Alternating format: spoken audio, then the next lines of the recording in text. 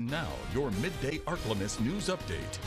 And good afternoon. Thanks for tuning in to NBC News Daily. I'm Randy Stone with your Midday Ark-La-Miss update. Well, in crime news, 2 men have been arrested accused of abusing a juvenile victim over, quote, disrespectful comments. Reports say the victim had red marks and bruises covering their upper body and face. The father of the victim, Alan Honeycutt, allegedly struck the victim when they made a comment to Honeycutt's roommates.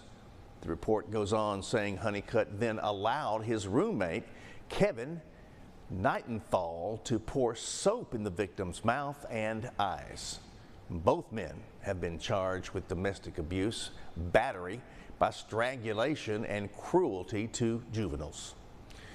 Also on June 6th, the West Monroe police got a report about a threat. They found out that 61-year-old Robert Tolbert had sent a text saying he had guns, ammo, and explosives, and he talked about having a shootout with police.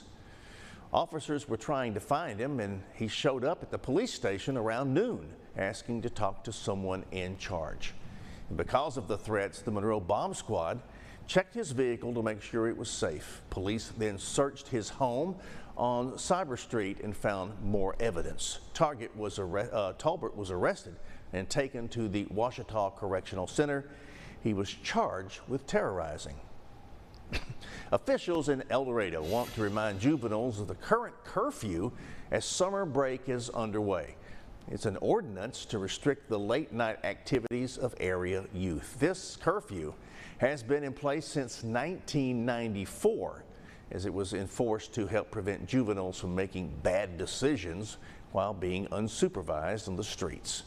The curfew is from 11 p.m. and to 5 a.m. Sunday through Thursday, and between midnight and 5 a.m. Friday and Saturday.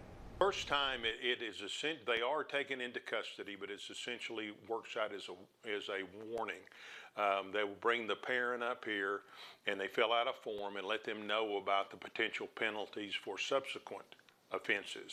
And on the first one, it's essentially just making a record of it and advising of if there are future offenses, what could happen. And then on the second offense, the parent is also cited but they would be cited to district court, and they can be fined, and that's in the hands of the judge, from $100 to $500 for that.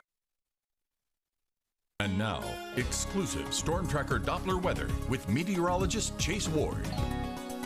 By this afternoon, we're expecting a chance for a few patchy thunderstorms popping up, mostly south of the I-20 corridor, as areas to the north will still have northerly flow hit the surface, and there is some dry air further aloft. Parts of Monticello, Camden, El Dorado, and the rest of Arkansas probably will see lots of sunshine even through the afternoon, but areas further south, Jonesville, Alexandria, Winfield, you guys will be under the threat for more chance for some patchy shower thunderstorms for this afternoon. Now, overnight, we still remain partly cloudy, rain chances, anything that's left over might be a light drizzle, and as we head into tomorrow, we're expecting more scattered shower thunderstorms as the frontal boundary starts to pick up at northward. Winds kind of return mostly out of the south, starting south of I-20, and then that kind of just increases further northward towards parts of southern Arkansas through Wednesday afternoon.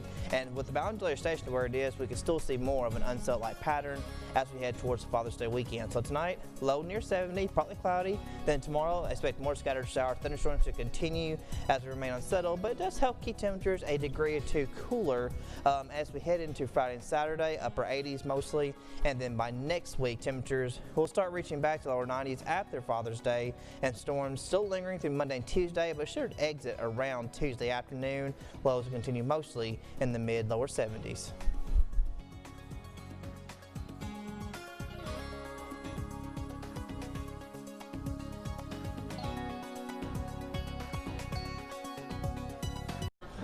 That's our update today for a Tuesday. NBC News Daily will continue now.